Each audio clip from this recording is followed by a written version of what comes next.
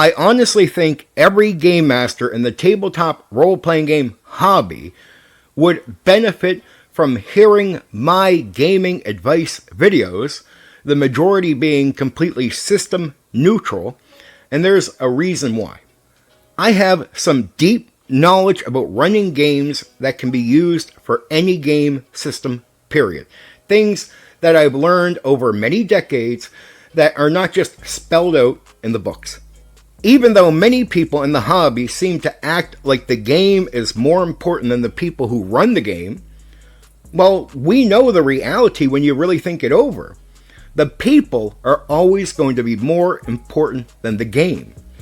A great game master can take a game that you don't like, but since you know they're great at running the game and the experience overall, you could enjoy that experience with the great game master.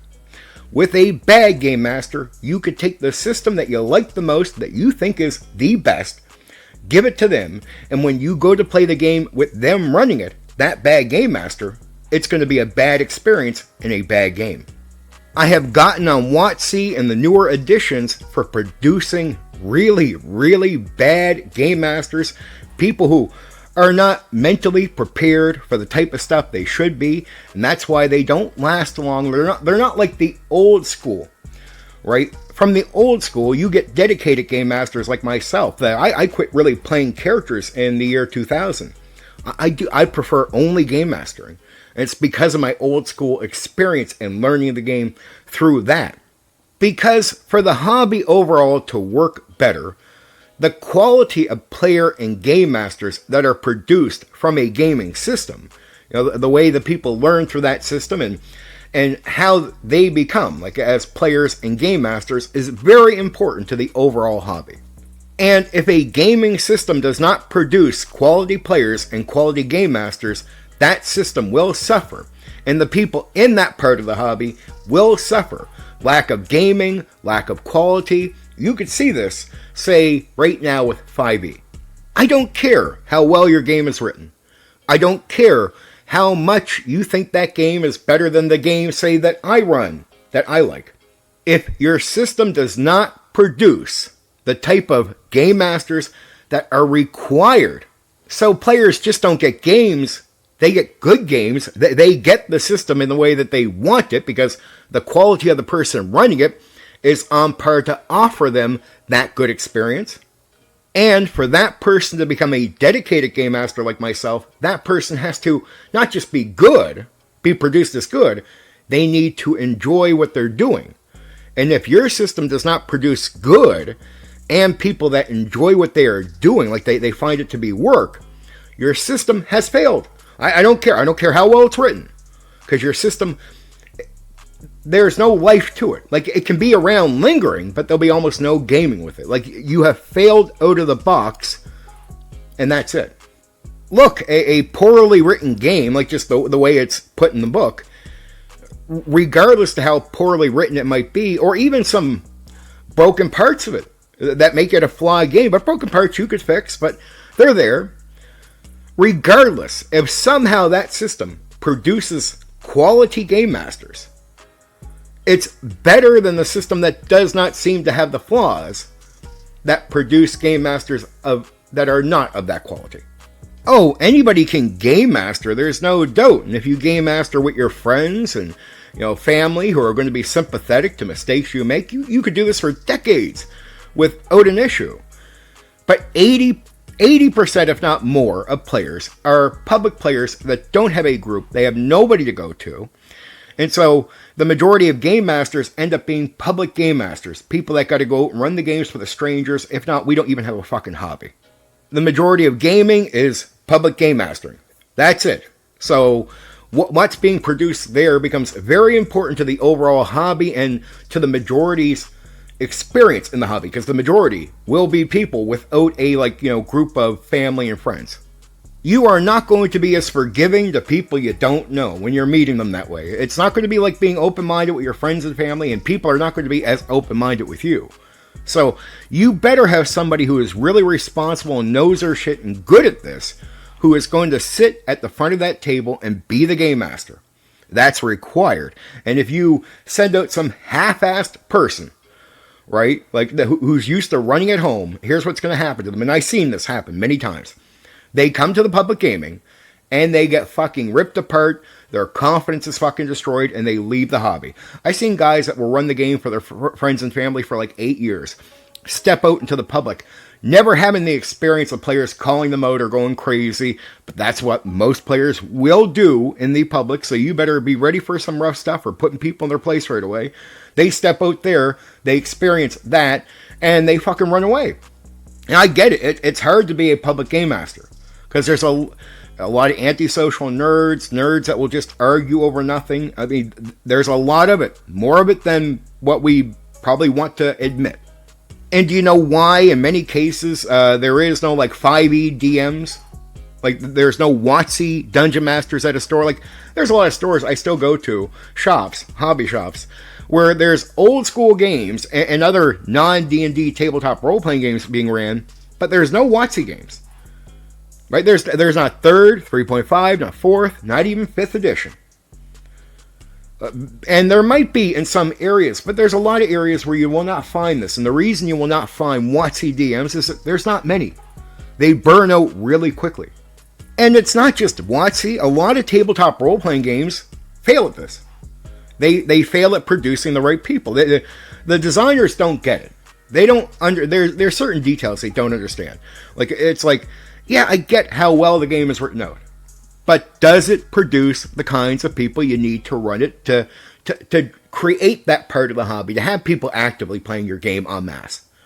Oh, it doesn't. It doesn't. It does not produce the kinds of people you need, or the amount of people you need. So even if you have a great game, you can't compete in any way. You won't even make... There'll be people out there with worse games than you who will make more money than you. And because somehow their game is producing better people. And that's true. Like not better people, but better game masters and better players. And the better that is produced, the more solid the gaming will be, the more stable it will be, and the better you're off. Like, if you want a system to ever compete with WotC, ever, like, if you want to compete with WotC, you are required. It's the one thing they're not doing right, so it's the one thing you could try to compete with them with, which is producing quality game masters and quality players. And if you don't believe me that that's a very strong thing to do for your system, look at the old school. There's a reason there's the OSR and we still linger on decades later, unlike other systems that do not have the same kind of following. Why is it that D&D, the old school, still lingers till now? Because it produced these kinds of people. And if your system produces these kinds of people, it can have a long-lasting lifespan, right? If not, it will linger in the background, maybe being picked up here and there over the years, but still, no matter how many times it gets picked up for like a minute, a year, or 2 years, it goes away. So all this debate about edition wars and which tabletop role-playing game is better than the other, blah, blah, blah, it all means nothing if your system does not produce the kinds of people it needs for a long-lasting, strong, stable, form of gaming for most people in that part of the hobby. Your game is really no good to the hobby, right? And it's the one standard that, no matter what you say, old school D&D has set. I don't care if you want to pitch up Traveler as a good game to me. Sorry, it's fucking died so many times, and there's an obvious reason why it dies. It does not produce the kinds of people it needs to produce for it to have a long-lasting lifespan where it financially competes with other types of game that are closer to the top of the market. I mean, players in the hobby seem to forget that no matter how much they want to manipulate and control the game, if you don't produce people that really, truly enjoy game mastering, I mean full-time, like it's not like they enjoy it at first, but it becomes work after like a few weeks of sessions. No, I mean, they enjoy it at session 1 and session 100, right? Unless your system, unless what you're doing produces that, you're failing. Period. So that got to be the set standard, because I know as an old school D&D game master, I'm happy at session 1, and I'm happy at session 100. And I'll be happy at session 200 as well. Honestly, given how I am as old school, the average session back in the day used to be 10 plus hours.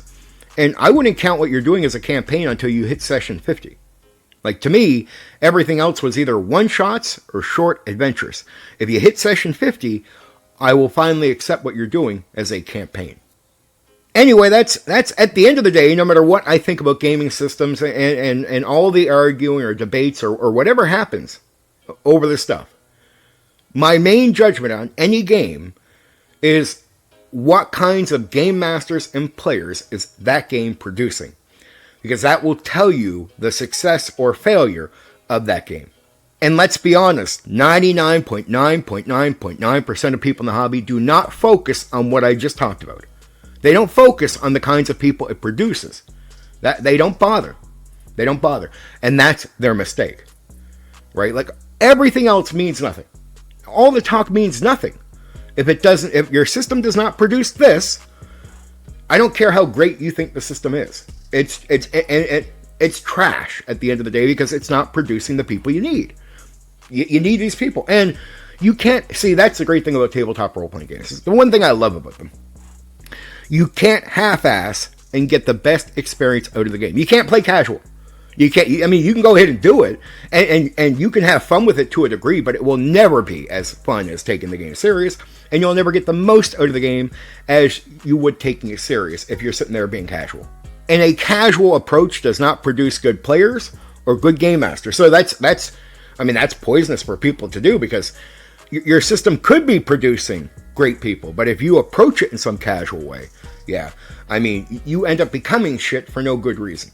Now, once you get really good at the game, or you've spent some time doing it, you can get to the point where you can play more casual. But really up front, you can play a bit more casual, but there's a level of give a shit you need to put in before you get there. The problem is, every casual person in the hobby that I see approach the game as a casual player, they also have a casual, lazy, mental laziness in their approach. Like, they're not really making an effort and then being a little bit laid back. They're just the fact that they're laid back will tell you that they're fucking lazy. See, that's the difference between the new school and the old school. The old school was so enjoyable. So enjoyable. You wouldn't have that happen. People didn't want to be casual. They wanted to be into the game because it was that exciting. But now, and now you get a lot of people that will be lazy, and this I'm talking about nerds here, not just the new non-nerds that are in this part of the hobby, the D&D world. But yeah, even a lot of nerds have become lazy, right? I've seen it. Now, the non-nerds that are entering the hobby, say through Mercer and 5e and all this shit, I mean, I don't know what to tell you. I don't know what to tell you about those people. They are so bad. Like, they are so bad in their behavior and the way they play, and I don't even know what to say about those people. Honestly, they are so foreign to me that I'm like, okay, all right, nice to meet you. I don't even know what kind of player you are. I don't even get what your mindset is. I know I could not run the game for you and make you happy, and you probably would not make me happy as a player because I am picky. Honestly, I do try to avoid a lot of the new people that have come into the hobby through 5e, and you might be like, oh man, like, that's going to make it hard for you to recruit. Yeah. But I'm okay with that because that's a mess that I will leave for WotC DMs. Like, and I imagine they know the nightmare. They know the nightmare. So I'll let them go through the nightmare. I'm staying away from the nightmare. I mean, taking the new 5e people that aren't nerds in, it's like, you have to rehab these fucking people before you could even get them to play the game right. So I don't feel like I'm at an age where I don't want to give that kind of time to anyone anymore. At least not these people, like, not players. Like, sorry, if I'm going to invest time in you, there has to be something there that I see that is worth investing in. And if you're just some common person in the hobby, unless there is a reason I know you, I would not invest the kind of time it takes to rehab you out of your fucking mindset and get you into playing the game normally. I mean, honestly, I think old school, I think here's a reason why there's only a small number of new school people that do cross over to the old school or try the old school stuff. It's because there's just a very extremely different mindset between the old school and the new school. So different that I think even if there's similarities in the games or what have you, there's a clash in mindset that has not been bridged, and I personally don't know exactly how to bridge it. I'm not even sure you can bridge it. I think it's such a separation that you have to sort of accept these are two different parts of the hobby, and no matter how much it seems like you can really put them together, you can't. Like, they are so opposed to each other. Just allow the minority of new school people that are interested to come over, and don't expect more, and don't go into the WotC world, in my opinion, trying to recruit. Like, just, they are so different from old school that I think it's just a different game, different people, different mindset. Just really different. Because even when I take in a 3rd edition player, or game master, former game master, whatever, I got to rehab them. And these are nerds. I'm not talking about the commoner, I'm talking about nerds. Right? I have to rehab them to get them to play the game using their mind more and not looking at their character sheet. I'm talking about 3rd edition. I'm not even criticizing 5e here.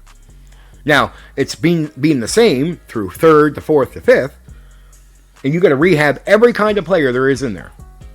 Right? Because the game does so much thinking for the players, like where they just look and pick A, B, or C. And it stops you from thinking for yourself. Like, oh, just walk into the room and roll the perception dice because, oh, it's boring to have to talk out loud. All the excuses they have for not doing the thing. The thing is, you need people thinking throughout the game. It's a mind game. So there's little tedious things I do want you to do and not have a perception check right away to find that thing. Because I want you thinking. I want you going through there. Because by the time I get you to a part of the game where the hard thinking is going to be required, if you're warmed up, you're good. If you're cold, you're not. And every WotC player knows what I'm talking about. If you get to a hard... How many times have you been in a game where it seems easy, and then next thing you know, it's like total party kill. Or some extreme fucking thing happens, and you're not ready for it. You're what the fuck? Right?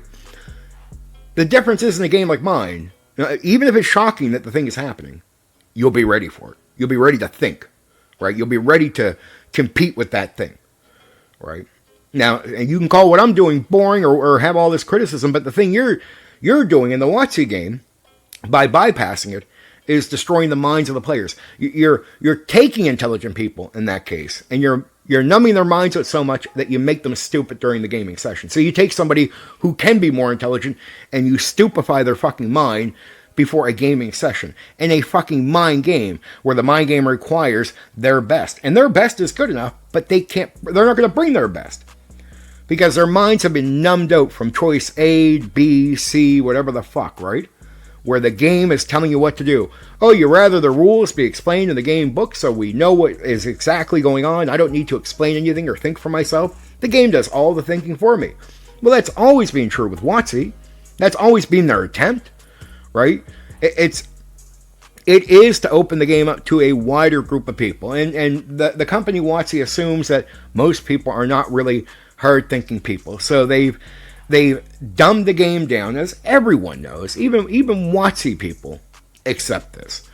They've dumbed the game down. This is not an evolution of D&D. This is not an improvement of D&D. This is a dumbing down of D&D. That's what happened with WotC. 3rd edition wasn't advanced over 2nd edition. 2nd edition to this day is more advanced than 3rd, 4th, and 5th, even if you combine the fucking games. Right? Let's be real. Let's be absolutely real. I don't care how many technical things are in there. Here's what I say is advanced about 2nd edition that makes it more advanced than all the WotC games.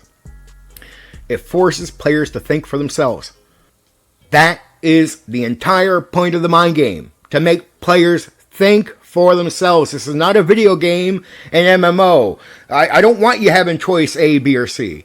I want you with no choice at all, and you got to think for yourself. I'm pretty sure this is like the longest fucking video I've done in years.